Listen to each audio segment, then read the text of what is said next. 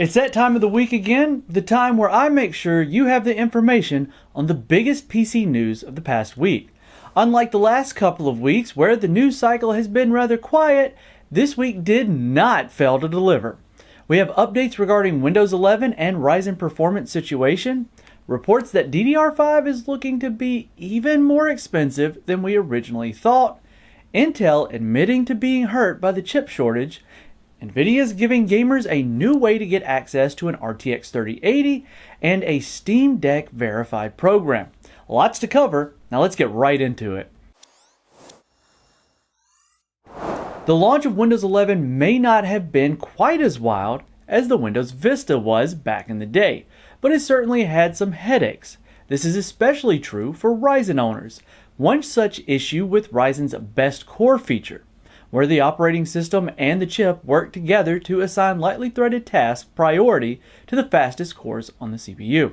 Well, that wasn't working with Windows 11. But thanks to a new chipset driver from AMD, it now is. The chipset driver applies to the WRX80, TRX40, X570, B550, A520, X470, B450, X370, B350, and the A320 chipsets. Okay, that was a mouthful for sure, but I wanted to make sure that I got them all mentioned here because you should update your BIOS now if you are running Windows 11. AMD does state that the preferred core function might be more noticeable on the 8-core chips that are over the 65-watt TDP mark for those who are curious of who would be most affected. While that issue is less egregious than the L3 cache problem, that one has been addressed within the latest Windows Insider build of Windows 11.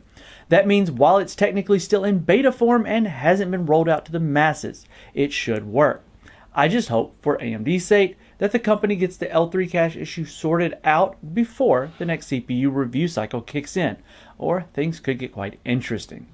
Speaking of upcoming review cycles, DDR5 is most likely set to take center stage and a feature heavily in Intel's 12th generation CPU marketing. One of the things folks are quite curious about when it comes to new memory is always the price over the outgoing generation, and DDR5 is no different. The new memory is bringing along massive speed increases ranging from DDR5 4800 to DDR5 6400 and a huge maximum capacity of 64 gigabytes per DIMM. Having access to these features is going to cost you, but how much? Now, according to a recent blog post by MSI, due to the additional components and more complex manufacturing process, we can expect the DDR5 RAM to be roughly 50 to 60% more expensive than DDR4 at the same capacity when it launches. There is always a premium for the latest tech, and the same is true for DDR4 when it launched, carrying a 30 to 40% bump over the DDR3 of the same capacity.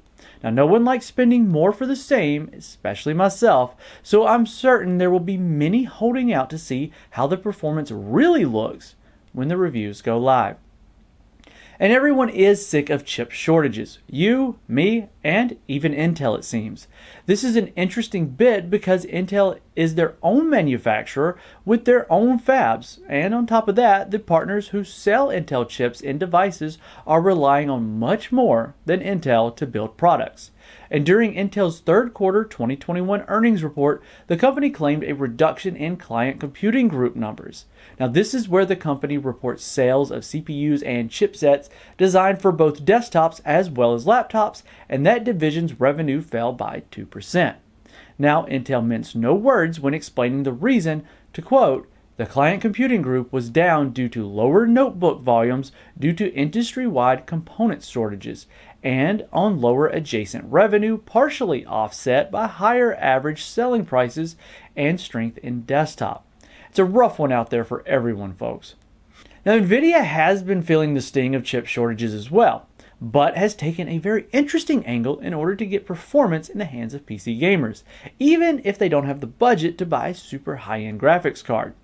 I often joke about the idea of using cloud-based gaming to subsidize your ability to get your game on. But the reality is, for quite a few people, it is a viable option. And now, you can grab yourself a virtual RTX 3080 on GeForce Now and get your game on at up to 1440p and 120 Hz. Now, the option to do so isn't free by any means, But there is still a free option, as well as an existing priority option for $49.99 for a 6-month subscription. The new RTX 3080 tier is going to run you $99.99 for 6 months of service. This gives you exclusive access to RTX 3080 servers in 8-hour-long sessions, up to 1440p at 120 FPS on desktop PCs or Macs, or 4K HDR on a Shield TV. Now, I have used GeForce Now in the past to great success, but would I recommend it for competitive first-person shooters or twitchy fighting games? No, not quite. I would, however, recommend it for those who love single-player adventures, role-playing games, card games, or other slower-paced games, which can then make the experience rather enjoyable. Another way to get your game on is on the way in the coming months with the release of the much-anticipated Steam Deck. But this launch isn't coming without concerns regarding the playability of many games, considering it ships with a version of Linux pre-installed. Luckily, this is a worry that Valve is tackling head-on. I'm talking about its new Deck Verified program, and it's as straightforward as it sounds. Valve will test games, and based on how well they run, they'll fall into one of 4 categories. Verified means that the game will work great without any tweaks from the gamer. Playable means that the game will require some tweaking by the gamer to get the game playing smoothly. Unsupported is, well, quite clear and unknown. I don't think you need much of an imagination to realize this means that it hasn't been tested.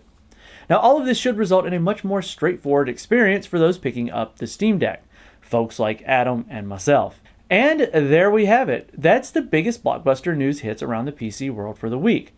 AMD makes good on fixing one of the 2 major issues plaguing Ryzen on Windows 11. The unfortunate reality of DDR5's high cost is setting in thanks to reports from MSI.